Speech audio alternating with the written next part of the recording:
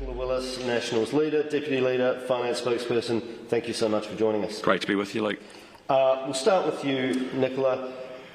It is the day before the budget. It's sort of like Christmas for political junkies. What will Grant Robertson have under the tree, and what should he have?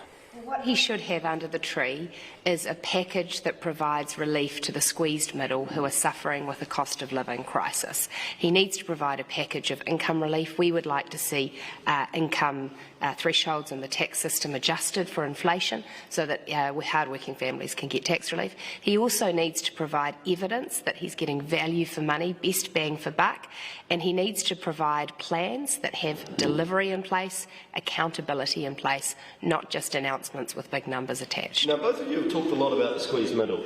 Who is the squeezed middle? Well, I think of the squeezed middle as being those New Zealanders who don't qualify for an entitlement, a benefit, a working for families payment, yet are feeling really squeezed by the cost of living. You know, they're paying more at the supermarket, often their rent's gone up, their mortgage payments are going up. They don't earn enough to feel like they can withstand the pressure right now, and many of them feel they're going backwards. Christopher Luxon, on to you. How's the National Party evaluating, the tension between cost of living pressures that households are feeling and the need to rein in sort of debt and deficits, as well as obviously New Zealand's infrastructure deficit as well? How do you square the circle? Well, look, I think the thing we have to really register is that this is a government that is deeply addicted to spending like nothing we've seen before. You know, we've had a 68% increase in government spending. We're spending about $128 billion. We're going to spend $52 billion more this year than we did in 2017. We've now got a finance minister going to spend another $6 billion this year, the biggest budget increase ever. And just remember, that money gets baked in every year for the next 4 years, so it's actually a $24 billion decision that gets baked into the baseline. And then on top of it, we saw yesterday we had another $3 billion for the emissions reductions plan. So the reality is we are spending an inordinate amount of money, a huge amount of money, and it's a lot of fuel on an inflation fire. And the question, as we've been saying from when we took over as the leaders, was that we need to rein it in. If you don't want to listen to the National Party, that's one thing, but listen to the OECD, listen to the Reserve Bank Governor. And when New Zealanders are making those big adjustments to their personal budgets at this time, the government needs to be treating each and every dollar that way. And so I just think there is a real worry in my mind. We're seeing non-delivery, we're seeing wasteful spending and record amounts of cash going out the door.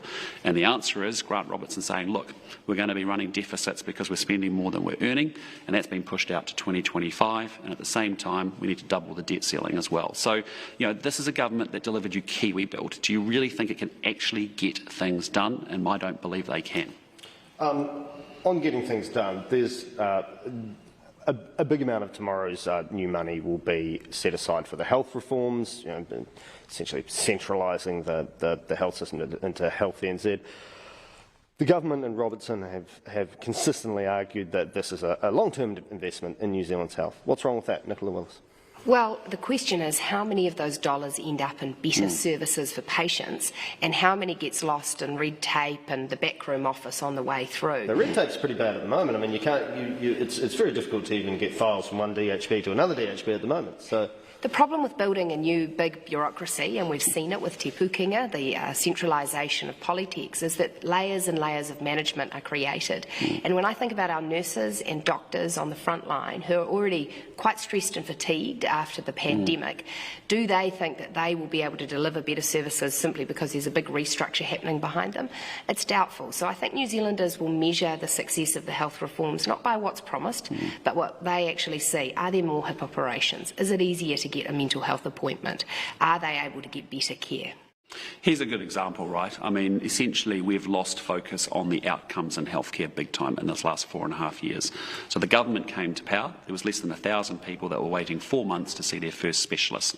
And before COVID, it was at almost 14,500 people. So just a 15-fold increase even before we hit COVID. It got only worse through COVID, and the COVID budget never delivered us intergenerational benefits like continued, more ICU beds or capacity, for example. So there's a real challenge. The government has lost focus on targets and delivery, and then all of a sudden the answer from Andrew Little is let's go do some, high-powered task force. And so Nicola's right. I mean, what we are seeing consistently is a government that actually thinks making spending announcements is actually getting it done, and it's not. And health is tough, and health is imperfect, and and we'll never have enough money to do everything we wish to do. But we have to make things really focus on the big outcomes that make the biggest difference to New Zealanders. And building bureaucracy and all that distraction that goes on inside that workforce when it's already stressed and overwhelmed, that's just not on. We'll be looking for the targets, and we'll be looking for the accountability mechanisms, and we'll be looking for delivery. So when you both get the budget book tomorrow, what's the first thing? Nicola, you will have poured over many of these over the years. What's the first thing each of you will look for when you open it up? What's the first thing you'll look at? Well, I'll be really interested to see what's going to happen with inflation and what's expected in terms of wage growth and economic growth, because ultimately that's what will determine how New Zealand households are going to fare over the next few years. And I'll be looking for that press release that says, here's the package for the squeezed middle. And I'm the same. I think I'm really interested in what the forecasts are going to look forward going forward. I think New Zealand's going to go through some very difficult times. I think New Zealanders are sensing it, that they want strong economic management. They're not getting economic leadership from this government, and I want to be able to see where that's going. And I'm the same as Nicola. I think we've really got to be able to deliver something for the squeezed middle, and that's really mission critical here. Just stepping back for a second, a lot of economists are pointing at basically the capacity constraints in the economy. So it's not just that inflation's running hot and that supply chains are gummed up and COVID. It's actually that unemployment's so low, we can't really get too many people in at the moment, and actually just the whole economy is constrained, and it's really probably going to slow things down in the next 12 to 18 months. What's National's approach to that? Well, look, I mean, I think that's been exactly the challenge that we've been talking about now for 6 months. You'll remember when we took over, we started the conversation immediately in that first week to say, hey, listen, you've overheated this economy. It's a constrained economy. No one's coming in. The immigration settings aren't being opened up fast enough to help the productive economy, get the bottlenecks out of the system. Likewise, I think we're at real risk of the number of people leaving New Zealand at the same time. There's job vacancies, skill shortages everywhere, and they're not getting easily resolved, and that's going to take some time.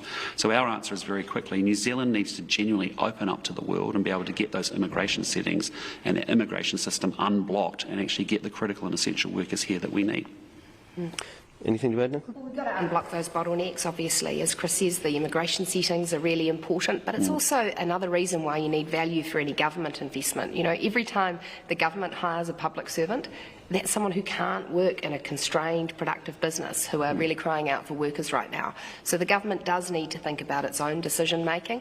We need to see bottlenecks removed, and wherever possible, we want to see people being moved from welfare into work too, because labour constraints are one of the biggest constraints in our economy right now. I think that's one of the big things that we're starting to see as well, is that how do you have, in low unemployment times with massive skill shortages, you can walk down any street, main street in New Zealand, and you'll see signs in the window with vacancies available, and we've actually got over 50,000 more people on a job seeker benefit.